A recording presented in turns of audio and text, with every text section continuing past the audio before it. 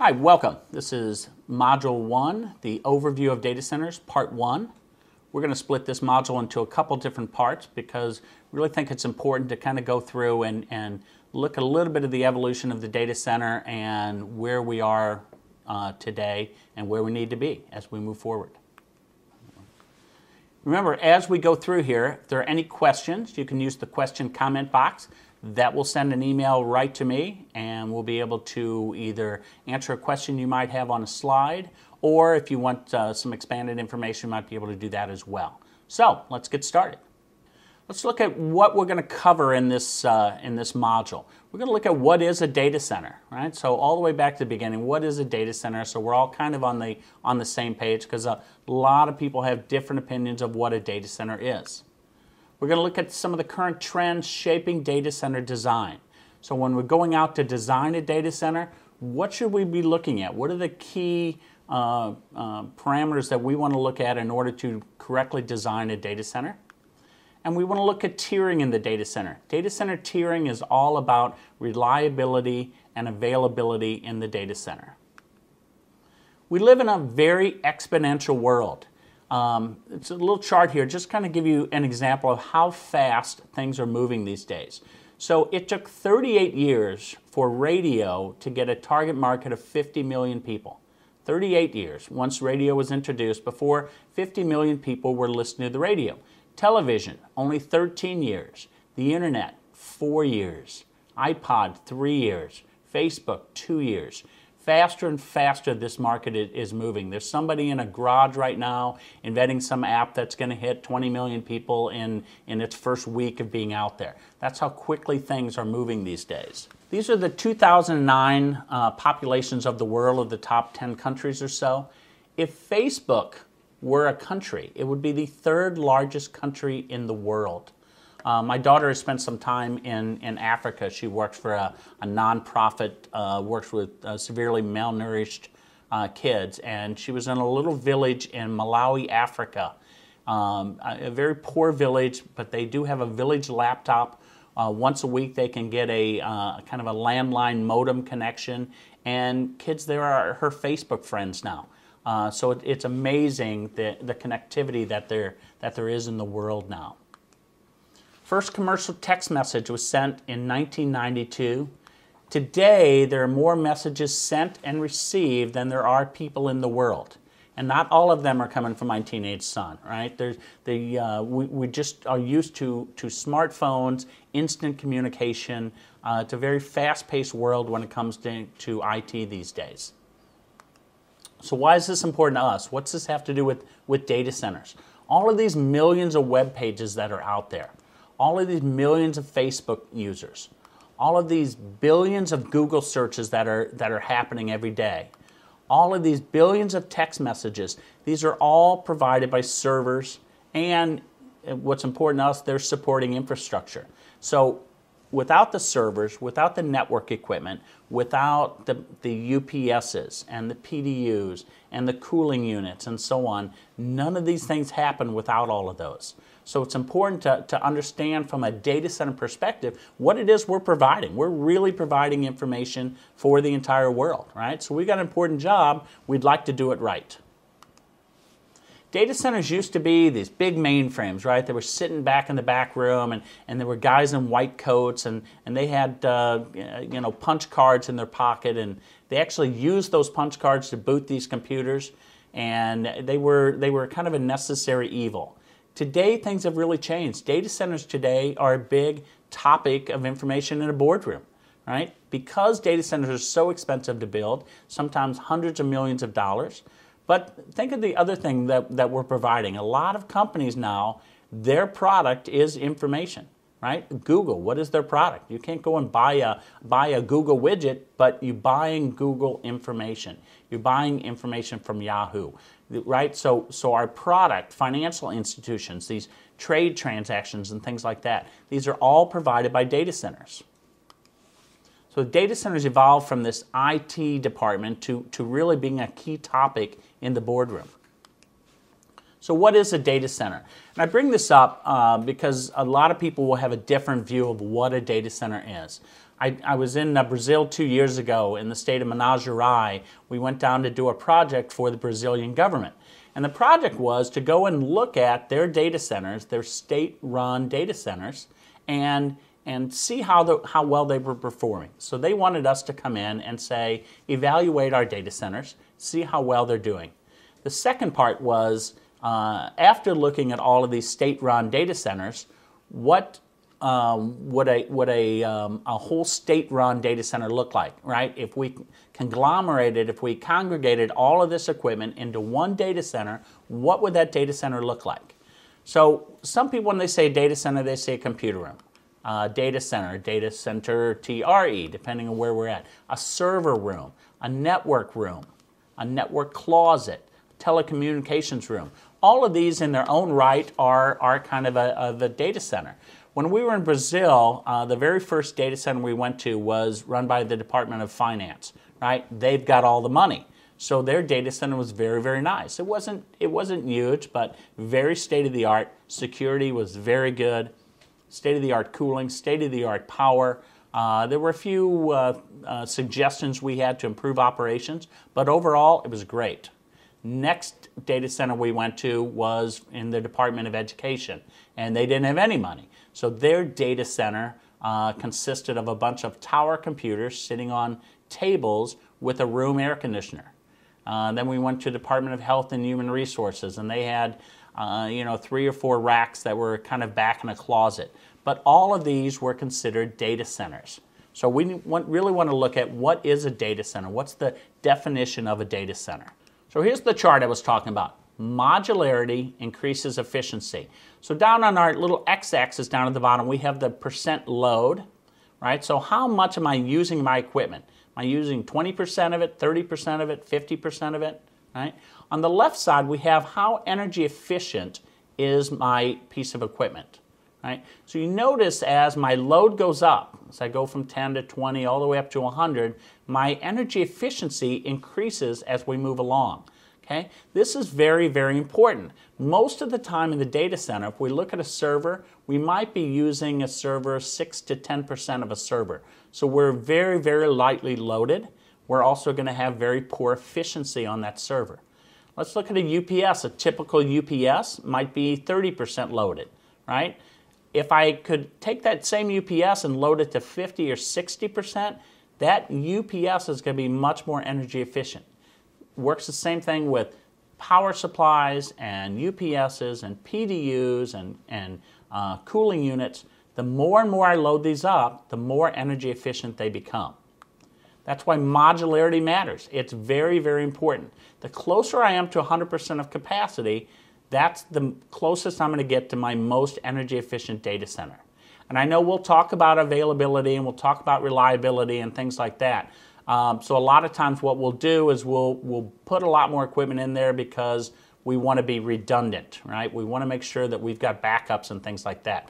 That's going to cut into our energy efficiency. We'll talk quite a bit about that when we get to the energy efficiency modules.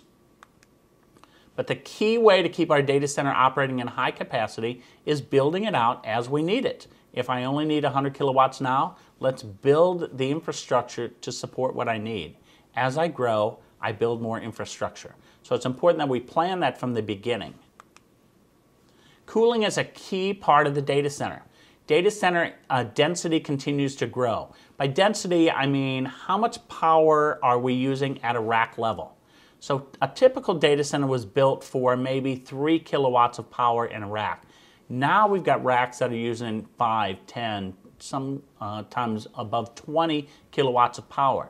Cooling that becomes very, very difficult. It's a whole different model that we have to look at as this data center density increases.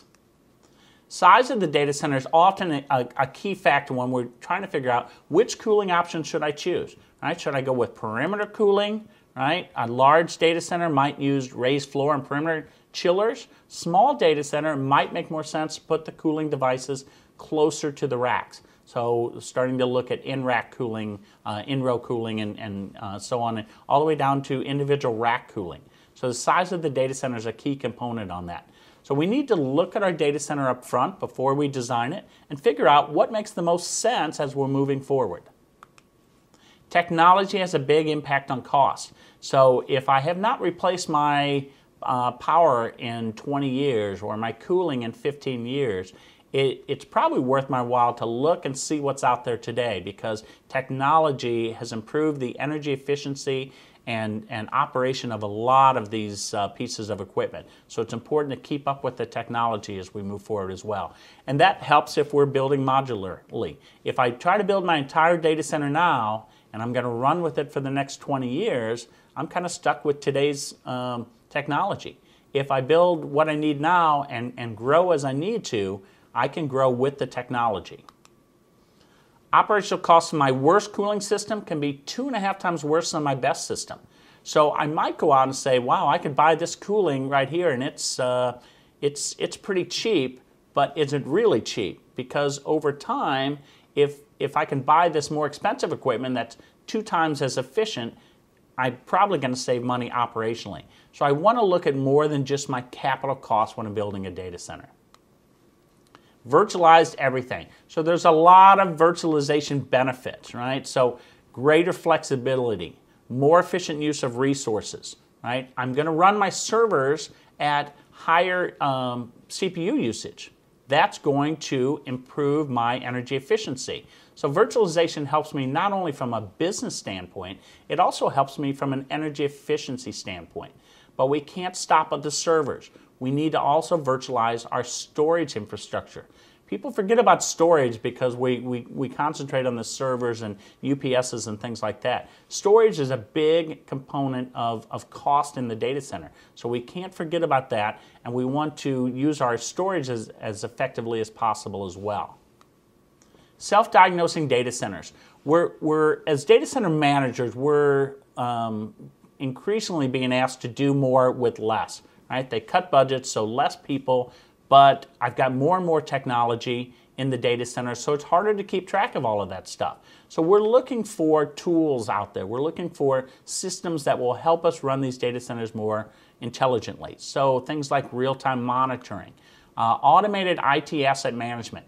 Where are all my assets? What rack is this server in? Where's that storage unit? How efficiently is this UPS operating? It's important to know that and have systems in place that will help me to manage that. Capacity planning. I want to grow in a modular fashion, but I don't want to get caught without the space, power, and cooling that I need. So it's important that I can accurately plan my capacity, know when to buy more equipment. Energy efficiency. Data centers are very, very expensive to run, right? And bottom line is, the more money we're spending on data center, less money is going into our paycheck, right? So it's worth our while to make that data center run more energy efficiently.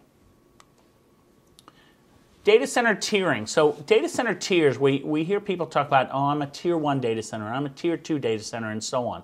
This tiering system is all about availability of the data center. These were designed by the Uptime Institute, and they have 4 basic tier levels. Tier 1 is basic, Tier 2 is redundant capacity component, and we'll go into detail on each one of these. I want to introduce them to start with. Tier 3 is concurrently maintainable infrastructure, and Tier 4 is fault-tolerant site infrastructure. Our availability, the amount of time that our data center is up, is going to increase as we go from Tier 1 to Tier 2 to Tier 3 and to Tier 4, right? Our cost is also going to increase right along with it. As we go from Tier 1 to Tier 2 to Tier 3 and Tier 4, our cost is going to go up right with those. So we're paying a couple of different trade-offs. One, we're going to pay a trade-off between cost and availability. Also, we're going to see that energy efficiency plays into this as well. So let's look at Tier 1. Tier 1 is about as low as we can get, although I've been to some data centers that are probably not quite a Tier 1 even. Let's look at the fundamental requirement. We have non-redundant capacity components. So what does this mean? Non-redundant means I don't have any backup. Maybe I have enough cooling in my data center. I have a computer or air conditioner that will cool my data center. But what happens if that breaks? I don't have a spare.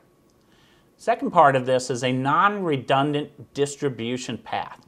When I say distribution path, all about electricity, right? It's all about how is the power getting to my equipment, right? On a tier 1, both of these are non-redundant, which means I don't have any backups, I don't have any spares. Let's look at what this means to us as far as performance. I have enough capacity to meet the needs. So if I need 100 kilowatts of power, I have 100 kilowatts of power. What I don't have is a spare UPS to provide power if my first UPS were to go down, or if I were doing maintenance on that. So any planned work that we're going to do, let's say we're going to do our preventive maintenance on my UPS. When I do that, I take my UPS offline. That means I don't have a UPS ready for my equipment. If, while I'm doing my maintenance, I get a power outage, all of my servers are going to go down. Right? So that can affect my computer systems, my end users, my applications, and so on. The operational impact on me is I get interruptions from both planned and unplanned events. So doing a planned event like maintenance is going to impact me. An unplanned event like a power outage also impacts me. And any of these unplanned outages are going to impact my computer equipment. The infrastructure must be completely shut down at some points to perform my preventive maintenance. So it's important that we know that. Let's look at Tier 2. Now, Tier 2, we're going to add a redundancy component. I'm going to add redundant capacity components. So if I have a computer room air conditioner to provide my cooling, I have a spare that will take care of that in case one of my cooling units were to go down. So I've added redundancy in my components, but I still have a single distribution path. I've only got one electrical path for my equipment. What's that mean to me? I can remove my redundant components on a planned basis without having to have my computer room equipment shut down. So I can take one of my computer room air conditioners, my crack units, I can do maintenance on that without having to worry about not having enough cooling. Okay? My distribution path, on the other hand, my electrical path, would require a computer shutdown. The operational impact on me, I'm still susceptible to interruption from both planned and unplanned events. And any unplanned outage may impact my computer equipment, may give me some downtime. Okay? Let's move to Tier 3. Now we're going to add in a key component. We're going to add in multiple independent distribution paths. So we're going to have more than one way for the electricity to get to my server. Very, very important, because what this allows us to do is to do maintenance. My IT equipment now is going to be dual powered, so I'm going to have multiple ways to power my electrical equipment. Now, every component can be removed from service on a planned basis without impacting any of my computer equipment, right? So you can see how this is going to impact my availability, right? It's going to really help me to be more available because I can now start doing maintenance. I have enough capacity to meet the needs even when I take some of the equipment offline. Operational impact, I'm still susceptible to interruption from unplanned events, but I'm taking control of my planned events. So I can do this planned maintenance. Let's move to Tier 4. Tier 4 now, I have multiple independent, physically isolated systems. So what does that mean? I've got enough capacity to take any piece of equipment out, and I've got multiple distribution paths, meaning that no matter what I do, basically, my IT equipment's going to stay up. I have continuous cooling to allow me to stay cool even when I take systems down. As a result of that, a single failure should not impact my computer equipment. Right? Every component can be removed on a planned basis without impacting anything. So what I've done is this is as available as I can get, right, when I move to Tier 4. Let's just look at what this is going to do altogether. When I get to my tier requirements summary, right, here are my different tiers that I have, Tier 1 through Tier 4. And then down the side, I see how my the different areas of availability. So when I look at active capacity components, at Tier 1, I have N. N means I have enough. I have what I need. Tier 2, I have N plus 1, which means I have as much as I need, plus I have some redundancy, right? I have the ability to take something offline. And then Tier 3 and Tier 4, I continue to have that N plus 1. Distribution paths. On Tier 1 and Tier 2, I only have one. Tier 3, I introduced this second distribution path. And what's important about that is if I look down to the next line, concurrently maintainable. Notice it's no and no for Tier 1 and 2, but it's yes for Tier 3. It's because I've introduced this extra distribution path. I'm now fault tolerant when I get to Tier 4.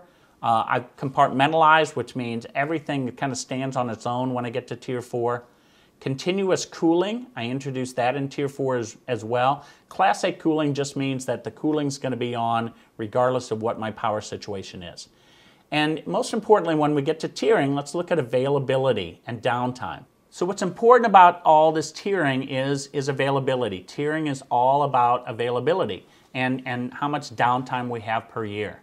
So if you look at this final component here, this downtime per year, in a Tier 1 you see 28.8 hours of downtime. That doesn't mean you'll always have exactly 28.8 hours. You may have a whole year where you have no downtime.